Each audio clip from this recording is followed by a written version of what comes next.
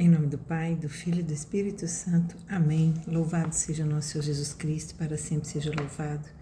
Glória a Deus por esse dia. Estou gravando a leitura orante só agora de noite, mas Deus é tão maravilhoso que Ele nos dá o sustento quando a gente acha que já não tem mais forças. Obrigada, meu Deus, porque o Senhor nos levanta. E eu li outro dia uma frase muito bonita que o Padre Adriano Zandona postou. Não abaixe a meta, aumente o esforço. E hoje eu acho que eu experimentei bem isso, porque eu poderia abandonar um monte de coisa, eu sei que você também poderia, mas a gente quer persistir, a gente quer aumentar o sacrifício, não baixar a meta. Baixar a meta é negociar com o inimigo. Glória a Deus, porque estamos aqui na presença do Senhor. As leituras que a igreja nos traz hoje, dia 3 de setembro, estão na carta de São Paulo aos Colossenses 1, capítulo 1, do 1 ao 8, o Salmo é o 51, 52 e o Evangelho está em Lucas 4, do 38 ao 44. As leituras, a princípio, podem parecer um pouco desconexas, mas existe algo muito bonito que perpassa por todas, que é a missão de evangelizar. E o Espírito Santo nos toca profundamente. Missão, evangelizar. Como você vai evangelizar? Peça ao Espírito Santo para suscitar em você os dons, porque somos miseráveis, somos pequenos e de fato não sabemos. Precisamos dele. Fala, eu não sei, Jesus, eu não sei, mas me capacita, porque a minha missão é evangelizar. Porque se nós somos configurados imagem e semelhança de Cristo, e ele fazia o quê? Evangelizava. Nós também precisamos. A primeira leitura, então, está São Paulo, em sua carta, aos Colossenses.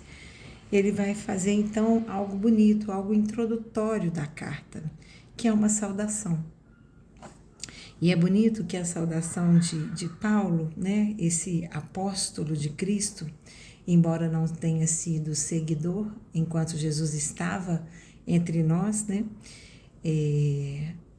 o peso da participação dele na evangelização, da conversão dele foi tão grande que o título de apóstolo veio naturalmente, E ele fala na saudação e ação de graças. Ele fala. E outra coisa que eu achei interessante, a gente começa a perceber que aquele que fala pelo Espírito Santo, ele refere a si na terceira pessoa. Já reparou? Ele não fala eu, Paulo. Ele fala Paulo, apóstolo de Cristo. Quantas pessoas a gente vê referindo a si mesmo na terceira pessoa. Enquanto eu estava lendo, o Espírito Santo me deu essa revelação de dizer, e porque isso me incomodava. E o Espírito Santo me tocou e me disse, mas não é ele que fala, sou eu que falo nele. Por isso ele fala na terceira pessoa, porque sou eu que falo, o Espírito Santo. Que lindo, né? E que despojamento de si mesmo para ser usado pelo Espírito Santo. Então ele saúda os irmãos, e olha só, mais uma observação. Então ele fala, Paulo saúda os irmãos Timóteo em Cristo, os santos, os fiéis de Cristo.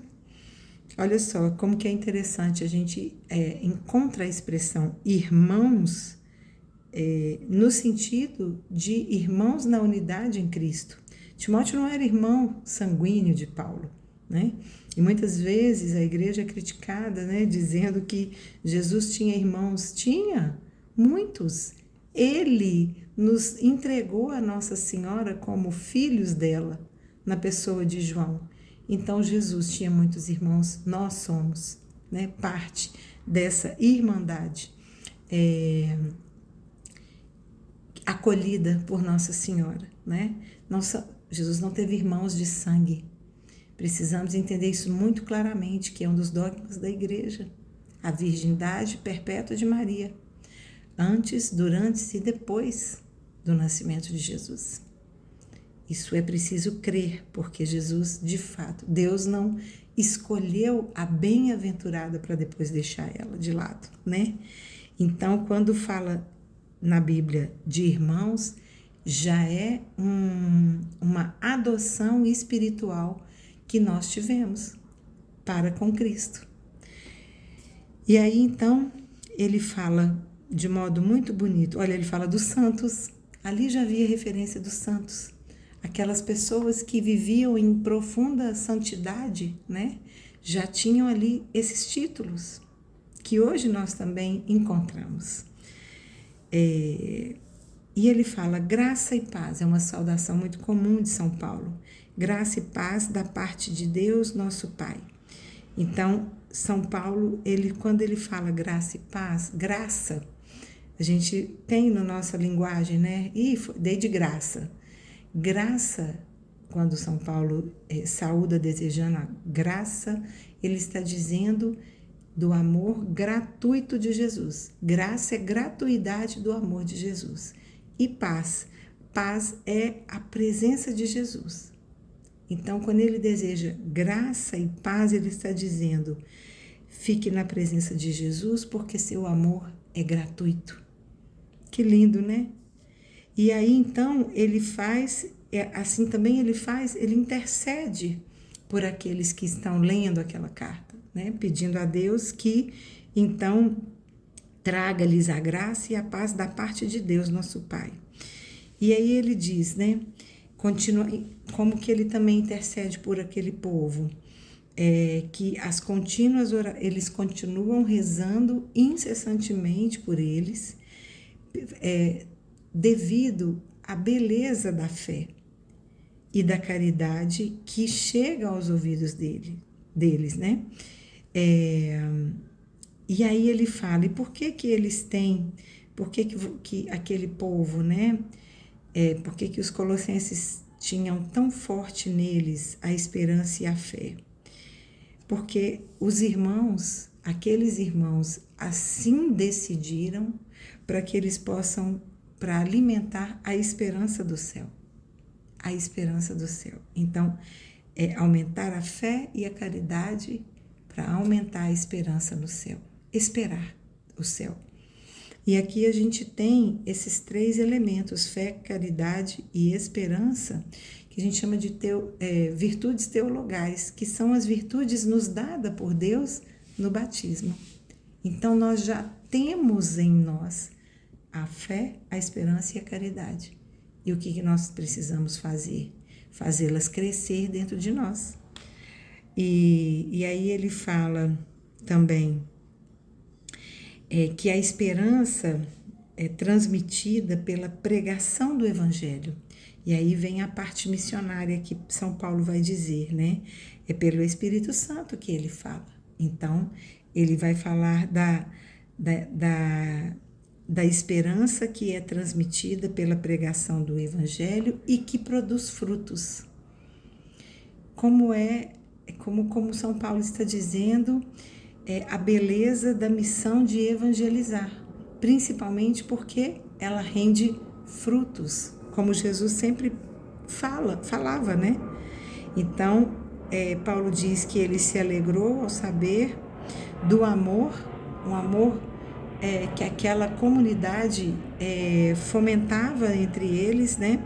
Então, de saber o amor com que o Espírito Santo os anima.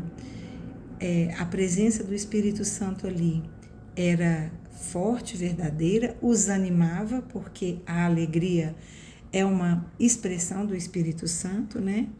E de saber que todo esse amor fazia com que eles aumentassem a fé, a caridade e a esperança no céu. Isso é muito lindo, né? E veja bem, São Paulo, quando escreveu essa carta, ele estava preso em Roma. Então, vamos entender o contexto para a gente observar que a alegria que saía dele ao escrever aquela carta era verdadeiramente pelo que aquele povo estava vivendo, e não pelas condições que ele estava vivendo, né? A minha alegria ela deve ser compartilhada, né? A alegria do outro deve me alegrar também, mesmo que às vezes eu estou em tempos difíceis. Às vezes a gente fica até ofendido quando alguém está feliz e eu não estou, mas não. A alegria deste momento em que partilhamos com o outro, ele também pode nos transformar. Experimente. Se você não está bem, escute uma história que de alguém que você conheça ou não conheça, ou ouça um testemunho que produziu alegria naquelas pessoas. Aquilo vai te contagiar, vai te trazer também a alegria. E se não estiver trazendo o som do seu coração, porque se a alegria do outro não está nos trazendo alegria, está nos trazendo inveja. E a gente precisa cuidar disso, vigiando, porque a missão é evangelizar. E para evangelizar nós temos que nos entregar a ação do Espírito Santo. Não é por nós que nós nos alegramos, mas pela ação do Espírito Santo em nós que produz frutos nos outros. O Salmo vai falar daqueles que fazem más escolhas, preferem o mal ao bem. É um salmo um pouco mais pesado de Davi, mas aí ele vai dizer: eu confio na misericórdia de Deus para sempre. A misericórdia de Deus nos coloca numa condição que, se nos submetemos a ela, nós estamos nos oferecendo a Ele, numa posição de humildade. Se estamos humildes, Jesus pode ser misericordioso conosco. Estamos dizendo: não sou eu, mas é o Senhor. Eu sou só pó. Eu sou só pó. A minha humanidade é pó, é terra, é nada. Mas a misericórdia de Deus sopra a vida em mim. Isso é lindo. E o Evangelho, então, vai falar da cura da sogra de Pedro, né? E é uma cura bonita, porque é uma cura imediatamente emendada com uma prontidão a servir. A sogra de Pedro nos traz muito isso. A gente sabe que Pedro era casado porque teve o milagre da sogra de Pedro. Agradeça hoje por sua sogra. Agradeça hoje pelas mães que formam os casais, as famílias, né? Que lindo. E aí, então, pediram por ela. Olha, São Paulo intercede em orações por aquele povo. Aqui no Evangelho, pessoas, a Bíblia não fala, pedem a Jesus em oração para curar a sogra de Pedro. Jesus se inclina sobre ela. Olha que gesto mais maravilhoso de Jesus se inclinando. Hoje nós nos inclinamos por Ele, mas Ele já se inclinou por nós para nos curar. Ele não só se inclinou, mas Ele se entregou plenamente por nós. Então, ele se inclinou sobre ela, ordenou que a febre fosse embora e a febre passou. Imediatamente, a Bíblia fala, imediatamente ela foi servi-los. Então, quando a gente recebe o milagre, a gente precisa partilhar essa alegria servindo. E aí, depois disso, muitos foram atrás de Jesus, né, buscando cura. Então, muitos demônios saíram e eles gritavam: tu és filho de Deus. Mas Jesus mandava eles se calar, porque Jesus não dialoga com o demônio. Ele não dialogou no deserto, ele não dialoga aqui. Cala e sai. É isso que devemos fazer quando nos sentimos ameaçados na nossa vida. Cala e sai, porque essa casa pertence a Deus. Vamos experimentar essa oração aí, né, hoje, para que Jesus possa nos inspirar a enfrentar essas batalhas que eu sei que estamos vivendo. Então, depois disso, ele saiu muito cedo para um lugar afastado para rezar, mas as multidões já estavam na cola dele, né? Já estavam ali